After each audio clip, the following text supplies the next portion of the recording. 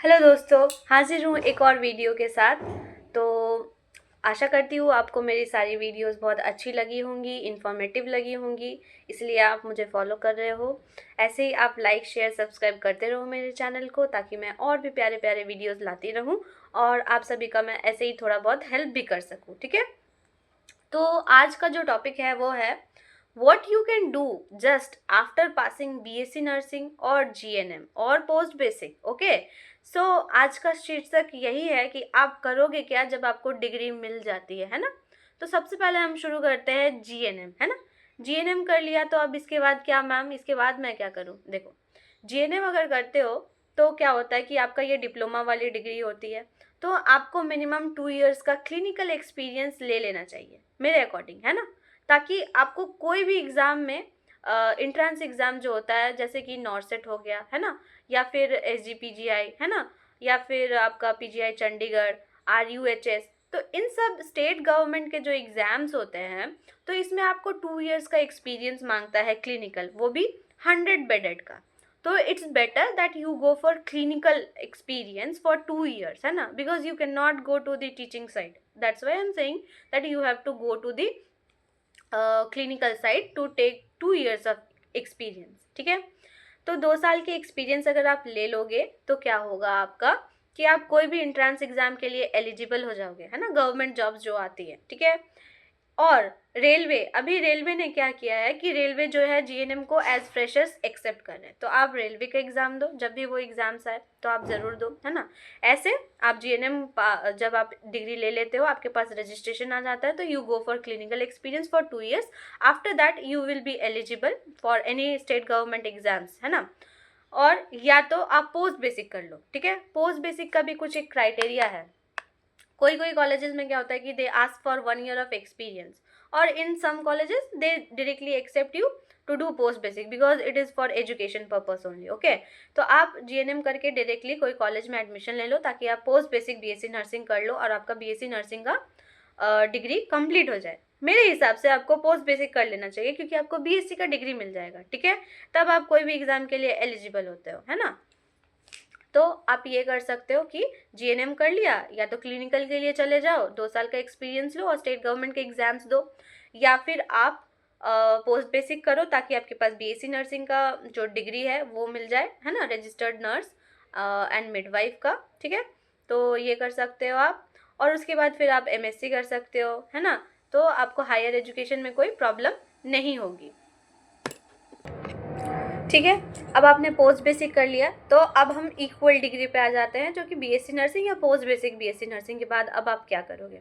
तो now you are eligible to go into the teaching side also. मतलब आप as a fresher clinical tutor बन सकते हो कोई भी कॉलेज में। ठीक है। इसके बारे में बहुत लोगों को नहीं पता है, और अभी भी बहुत लोग कंफ्यूज रहते हैं कि मैम हमें 1 साल का क्लिनिकल एक्सपीरियंस लगेगा क्या, ताकि हम टीचिंग सेक्टर में जा सके। नहीं, ऐसा बिल्कुल नहीं है। You can read it in the book also, है ना।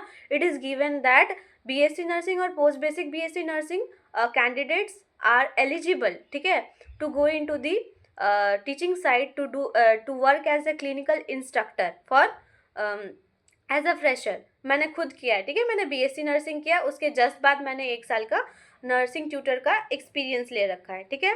तो इसमें कोई प्रॉब्लम नहीं है, आप BSc कंप्लीट करो, directly you can go for teaching side also, है ना। पर आपके पास BSc नर्सिंग या पोस्ट बेसिक BSc नर्सिंग की डिग्री होनी चाहिए।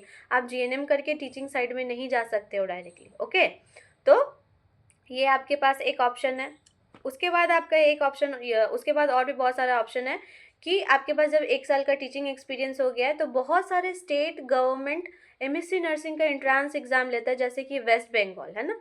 वेस्ट बंगाल का MSc नर्सिंग का एंट्रांस एग्ज़ाम होता है PGI SGPGI and PGI Chandigarh. Okay, तो ये दोनों में भी क्या है कि आपको BSc plus 1 year of teaching experience होना चाहिए, ताकि आप MSc नर्सिंग के एंट्रांस एग्जाम में एग्जाम दो और वहाँ पे एडमिशन ले सको। ठीक है। दूसरा ये ऑप्शन हो गया आपके पास। तीसरा ये है कि आप एम्स आ जाओ directly. AIIMS accept all the freshers BSc, okay, और post basic. They do not ask for any kind of experience. Okay, तो आप डायरेक्टली एम्स में एंट्रांस एग्जाम दो और आप एम्स में MSc नर्सिंग करो। ठीक है। उसके बाद क्या है, आप नॉर्सेट्स दो या गवर्नमेंट एग्जाम दो, बीएससी या पोस्ट बेसिक बीएससी नर्सिंग के लिए कोई भी एक्सपीरियंस क्राइटेरिया नहीं है। You can directly sit for the government exams and if you qualify you are given the government jobs. तो बेसिकली मैं इसलिए ये वीडियो बनाया है क्योंकि अभी भी लोगों के बीच में बहुत सारे कन्फ्यूजन होते हैं कि एम्स में 1 साल का एक्सपीरियंस लगता है क्या, उसके बाद ही हम एमएससी नर्सिंग में जा सकते हैं। नहीं, ऐसा बिल्कुल नहीं है। एम्स एमएससी नर्सिंग जो है फ्रेशर्स को एक्सेप्ट करते हैं, ठीक है। बाकी स्टेट गवर्नमेंट के जो एमएससी नर्सिंग एंट्रेंस एग्जाम होता है उसमें they ask for 1 year of teaching experience और clinical, depend on the college rules and regulation, okay. And मैं एमएससी नर्सिंग के ऊपर जोर क्यों दे रही हूँ कि आपको एमएससी नर्सिंग करना चाहिए, है ना। एमएससी नर्सिंग करने से क्या होगा कि आपका स्कोप खुल जाता है, ठीक है। स्कोप इस मायने में होता है कि आप कोई भी हायर पोस्ट के लिए जाओगे, they will ask for higher degree and MSc nursing is a higher degree. और अभी के ट्रेंड में क्या चल रहा है कि सब लोग एमएससी नर्सिंग कर ही रहे हैं जिनको हायर पोस्ट जाने का इच्छा है, ठीक है। तो मेरे हिसाब से आपको भी एमएससी नर्सिंग करनी चाहिए ताकि आपका करियर ग्रोथ हो, आपकी पर्सनालिटी इन्हांसमेंट हो, है ना। ऐसा नहीं है कि बीएससी नर्सिंग कर लिया, गवर्नमेंट जॉब ले लिया, अब हो गया लाइफ सेटल, नहीं। We as a nurse has to increase our standard. अब हमारा स्टैंडर्ड बढ़ेगा कैसे, if we are getting good quality education and good degree, है ना। Degree doesn't mean that you are standard enough to do anything.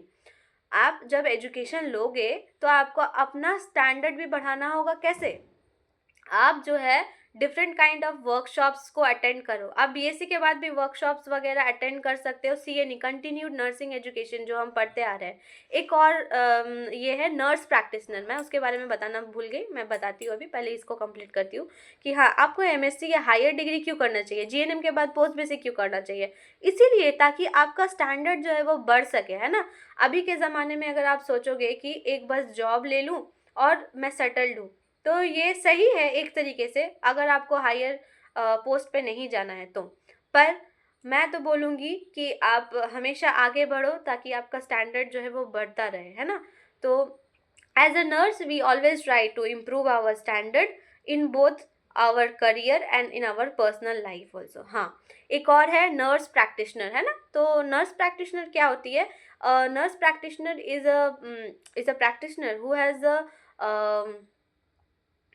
उसके पास एक licence होता है नर्स प्रैक्टिशनर का कि आप अपना क्लिनिक खोल सकते हो, ठीक है। क्लिनिक खोलोगे तो ऐसा नहीं है कि you will become a doctor, नहीं, आपके पास कुछ लिमिटेशंस होती है, उसके अकॉर्डिंग ही आप कुछ कुछ मेडिसिन प्रेस्क्राइब कर सकते हो, पर हाँ, आप अपना क्लिनिक खोल सकते हो, ठीक है। ये नर्स प्रैक्टिशनर का एक एलिजिबिलिटी है। और ये कोर्स कौन करवाता है, एम्स में ये कोर्स होता है और 2 ईयर्स का होता है। तो मैक्सिमम लोग तो नहीं जाएंगे क्योंकि देखो 2 साल का एमएससी नर्सिंग भी होता है, 2 साल का ये भी होता है। साथ ही साथ नर्स प्रैक्टिशनर के लिए आप डायरेक्टली नहीं जा सकते हो बीएससी के बाद, आपको 1 ईयर क्लिनिकल एक्सपीरियंस चाहिए, तब आप नर्स प्रैक्टिशनर बन सकते हो। उसके बाद अगर आपने एमएससी कर रखा है तो भी आप डायरेक्टली जा सकते हो नर्स प्रैक्टिशनर के कोर्स के लिए। So it is a good, क्या बोलूँ मैं, good opportunity for all of us that if you want to work independently we can go for nurse practitioner course also, so that we can open what our personal clinic and we can run it independently. So आज के लिए बस इतना ही दोस्तों। आशा करती हूँ आपको मेरा वीडियो बहुत अच्छे लगे। अगर अच्छे लगे तो ज़रूर एक लाइक दे देना, शेयर और सब्सक्राइब भी कर देना गाइस, ताकि मैं ऐसे ही प्यारे प्यारे वीडियोस और भी लाती रहूँ, है ना। और भी आपका इन्फॉर्मेशन मैं देती रहूँ समय समय पर। और ऐसे ही आप भी मेरे सब चैनल को सब्सक्राइब करके और शेयर करके मेरे को आप प्रोत्साहन देते रहो। Thank you.